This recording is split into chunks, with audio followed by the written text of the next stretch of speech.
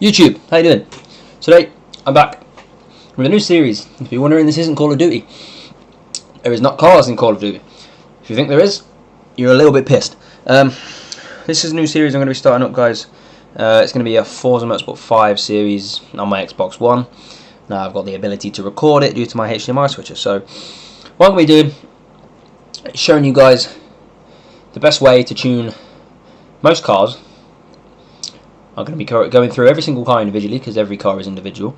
I'm going to be going through all of them to show you guys the best way to get them the best that they can be without dumping massive engines in them and more turbos and whatnot. So in this case, I'm going with this, the Mini John Cooper Works. Now this engine inside this car has a 1.6 litre turbo petrol engine. It's standard, not too short brake horsepower it is.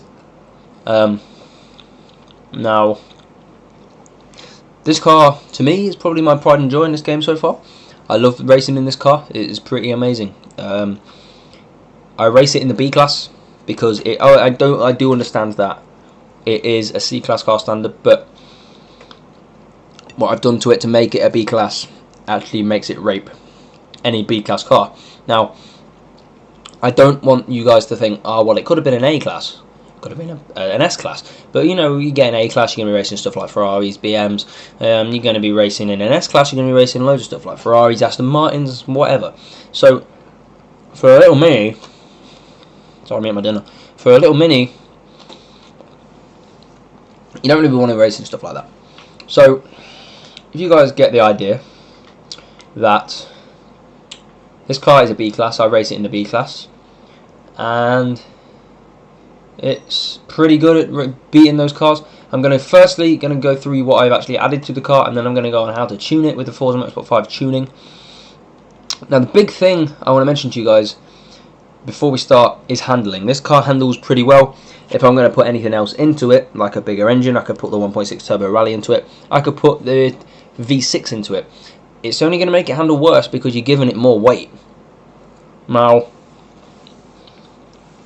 the way I've got this is I've got the standard engine.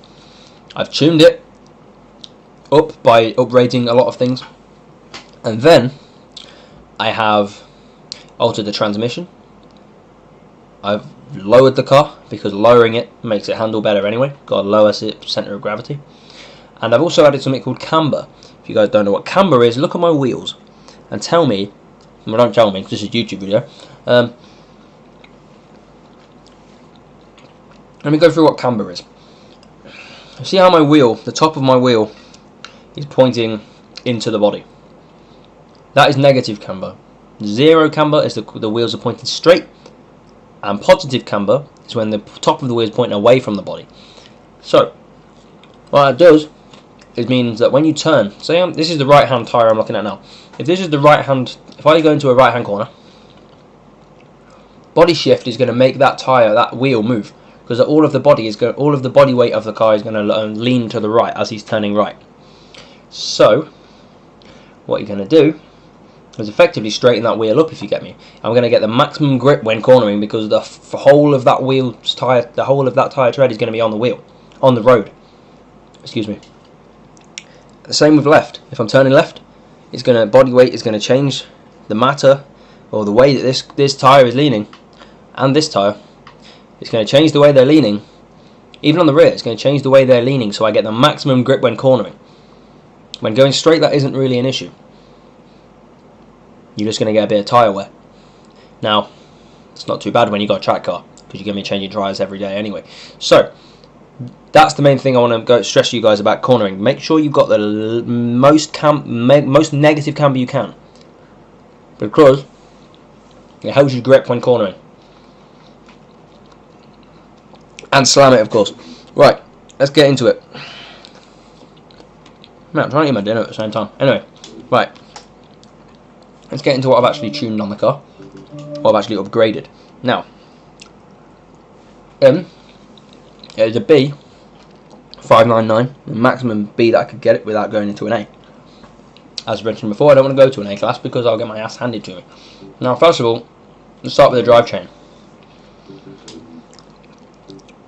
I did a 4-wheel drivetrain swap. The reason I did that was because its launch is insane. Now, don't get me wrong, I'm going to play a bit of footage in a minute, and that's going to show you its launch against other B-class cars. Don't get me wrong, it doesn't smoke them. Bearing in mind, some B-class cars are 4-wheel drive standard anyway. It keeps up with them. It's only a 1.6, don't get me wrong. Remember, you're going to be racing things from 2 litre to 3 litre petrol and diesels, and a 1.6 turbo should never ever keep up with them. But this does, off the line and when handling. So, first thing I did was an all-wheel drive conversion. Now, because it's a John Cooper Works, they're about 170 plus brake horsepower standard, I put better exhaust on it. I think I put better camshaft. I didn't. Ignore me. Did I do anything to the turbo? Yeah, I put the race turbo on it, so I got a bigger turbocharger. I put a race intercooler on it. I think I put a lightened flywheel. I did. I put the race flywheel, which is an ultralight flywheel. Now, everything here is well good. It's all well bead because I'm increasing the engine output speed or brake horsepower, if you like. Now, only issue with doing that is now I've got 4-wheel drive.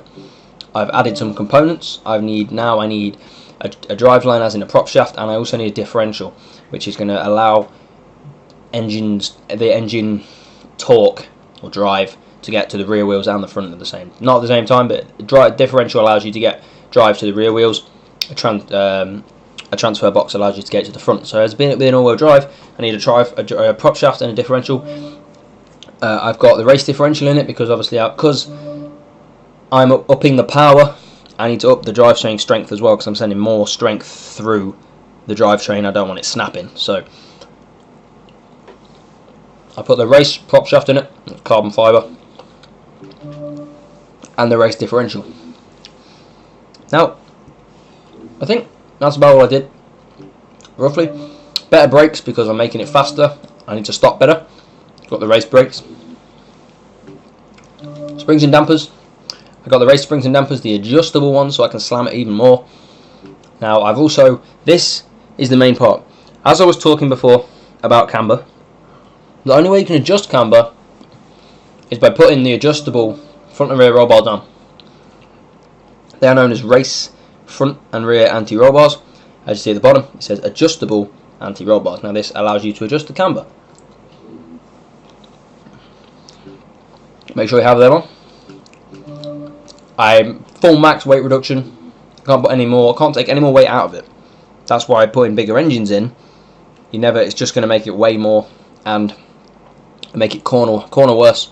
It's going to weigh more, so you're probably not going to be that quicker anyway. Also put a roll cage in it. Stiffness when cornering, mainly that's why I had that. I want stiffness when cornering, so I don't roll. Now, once you've done all this, you can play with the tyres, the rims, the spoiler. You can do whatever you like. I'm not bothered about that. I'm bothered about going into the X, pressing X on your controller, and going into tuning. Now, the main thing here, like I was saying, is camber. So you want to go over to alignment. Make sure the camber, front and rear, is -5. Don't do 4.5, 4, just -5. Best thing for it. Now, you can toe out a little bit if you want, maybe 0.5. I don't, just because for when I'm going straight, might not get the max speed because my tyres are scrubbing. Cornering could help, but max speed, I don't really want to do that because I'll be scrubbing anyway, so I don't want to make it worse. Now, don't bother about a caster. Anti-roll bars, you can always change the stiffness, make it more stiff. When cornering, the issue with that is that you do risk rolling if you're that stiff. If you're that stiff, you've not got much body flex, so you could actually roll. When cornering springs, I wouldn't really bother with the dampingness or the stiffness or softness of the springs. Another thing, guys, ride height. Stick it down on its arse. And I mean that. Stick it on its arse. Just because it will handle a lot better, you're going to lower centre of gravity. It's going to corner better. Take it from me. Aerodynamics I didn't really bother with. Brake pressure. I did actually lower the brake pressure a bit because the brace brakes are meant for race cars, and the Mini, it's only 1.6 turbo, like I mentioned. Even though I made it quicker, it was kind of stopping a bit too quick. Like, it was stopping before I was actually turning, and I didn't really want that. So I downed the pressure. It was at 100%, but now it's at 80%. Just because I want to try that out, and it seemed to work fine. Now, didn't change anything with the differential, the same as I didn't change anything with the gearing at the start either. And the tyres, you can change the pressure if you like.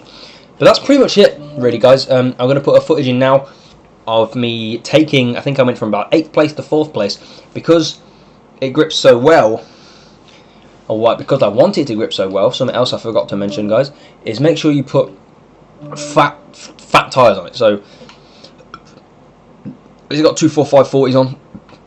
I don't really want the 205s, because when I'm cornering, I want the max grip possible. Now, the clip that I've just shown you, you see me go around the corner, and obviously yellow on the guidelines of Forza say, or state, to let off the accelerator. Now, you don't really want to do that in this car because it grips so well anyway. You can keep your foot planted on the floor where other cars are braking and letting off the accelerator to get themselves around the corner. The Mini will just grip and grip and grip.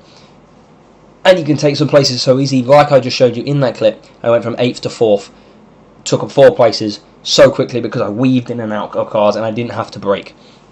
I didn't even have to let off the accelerator.